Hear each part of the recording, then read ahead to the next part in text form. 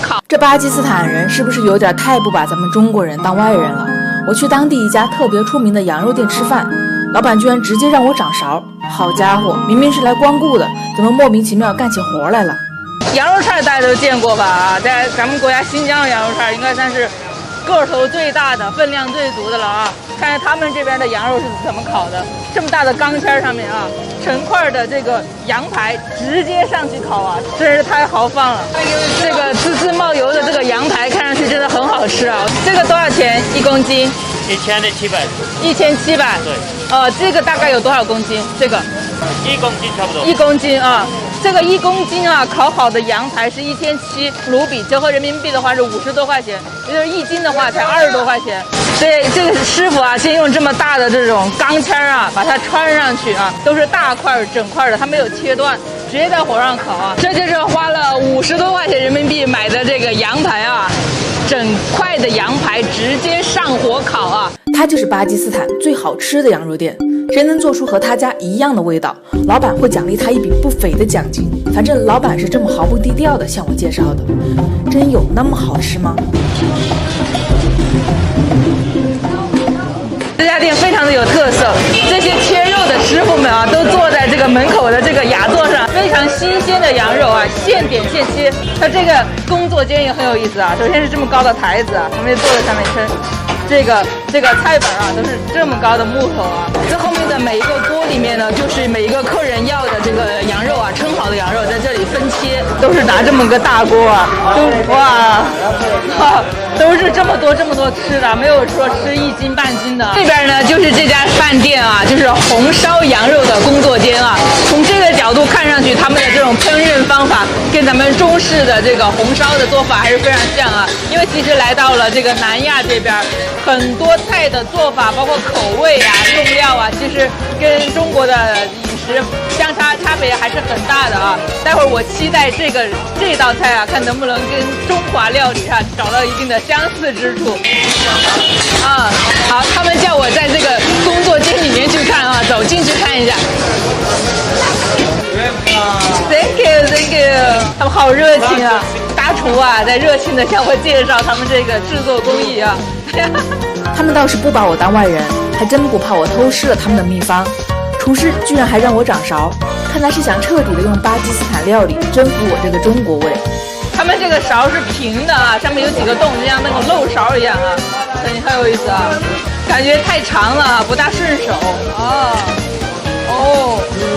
用这种钳子啊，这个感觉像是这个修车的工具似的，在这儿把这个锅啊转动一下，不像咱们中式的锅里头有一个长长的把手，特别不顺手啊，这个太长了，还是很累的啊，因为这个锅很重。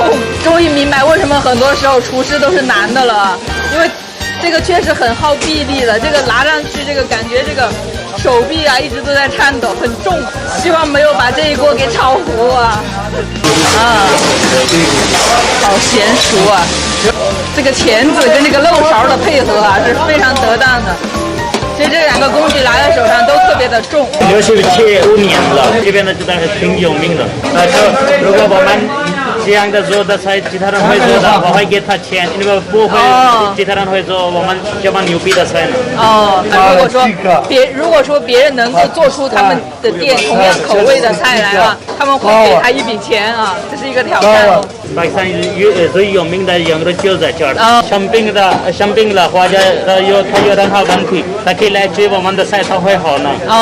就是他们的菜非常好吃啊，都能够有这个药物的一个功效啊。其实他们这个说法跟中国的说法也是一样的，因为在中国啊，羊肉也有这种叫滋补的一个功效，就是吃了对人身体很好的。他们这边也有这种不谋而合的这种感觉啊。这个羊排上桌了啊，大保健羊排，你们吃过吗？这个烤羊排的这个钢签啊，都有1米多长啊，50多块钱的羊排，这么多啊，这么大块，这么豪放的羊块，我是没有吃过啊，都不知道该怎么下嘴。这个发现这个羊排烤的还真不错啊，外焦里嫩的感觉，没有把整个羊排都切断的啊。那我直接就上手了啊！